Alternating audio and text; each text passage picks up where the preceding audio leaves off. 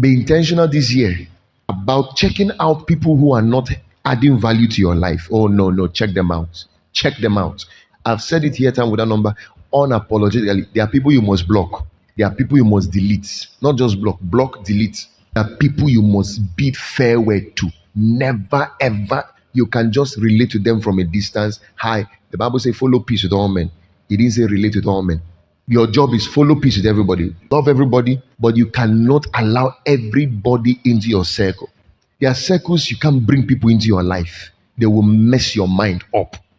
They will mess your mind up. They will mess your mind up. Listen to me here. Listen to me. There are most of you, as you grow up, things may happen. Fortunes will fall on your side. You get the privilege to maybe marry somebody. Young ladies here, listen. Might marry somebody. Listen to me. Marriage is not permanent. There's no place in the Bible that scripture says marriage is permanent. I have seen people who divorced, got married, and their life were better. I'm telling the truth. Can we be practical here? People who walked out of very mentally polluting marriages. Partner is not growing. They walked out of it, married their kind of person, and they were better off. And that should not happen to you as a Christian. Listen, I know the Bible says what God, it's popularly said that what God has joined together, let no man put asunder. If I have the privilege of speaking to couples, which I always do have, I usually speak very bluntly.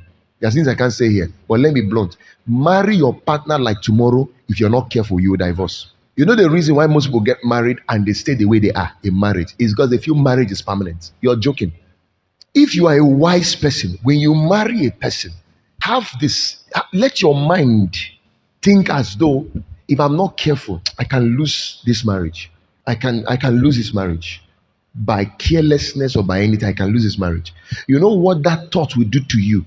It will make you sit up and become intentional about everything you do.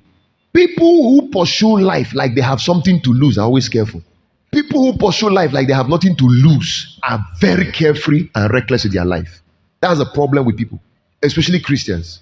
You know, unbelievers tend to have a sense that Christians don't have. When unbelievers pursue life, you know how they pursue life? They pursue life on the frequency of strengths. You know why they do that? They feel that, look, we don't know God. God doesn't know us. So maybe he won't even support us. All we have is us. All we have is what we are doing. So let's face it. See the problem with unbelievers or with believers. They feel as long as they have God, they have everything. So I don't need to do anything with my life. Let me just sit down. It's on God. Wait on God. Look up to God. Looking unto Jesus, author and finisher of my faith. Yes, there's a space for that. But that thinking alone will ground your life. Because when you keep thinking that there's one God in heaven that will always look after you, take care of you, make things work for you, you will abandon your life to faith. You will have no plan. You have no objective. You have no aim. You have nothing to target. You have to live your life in a way like, see, all you have left is 24 hours. You start thinking that you have forever to be here. You have forever to be alive. You have forever to be anything you claim you will never maximize the moments before you. You have to live this life as though what you have is a very short time. People who know they have short time, listen, in football, 90 minutes of play. Have you noticed that when people start playing in football, the two teams, they usually feel like there's still time. That first half, first 10 minutes, first 20 minutes, they play like there's still time. Until somebody scores. Usually, when the opponent scores the first goal, the other opponents sit up. They sit up, especially maybe when you're getting to the first 45 minutes, the whole thing is already wrapping up. They sit up. Then when they come back halftime, notice something. The team that first scored will tighten up their defense. They don't want to see any goal enter there. They will rather want to keep scoring. The team that scored the goal will tighten up their defense. The team that they scored will increase their tempo. They will increase work. They will increase the velocity of their play. You know why? Because it is obvious already. If we don't do something now, this game can be up before we know it, and these guys will go home with a trophy. So the more they play and the time is running, the more they increase velocity.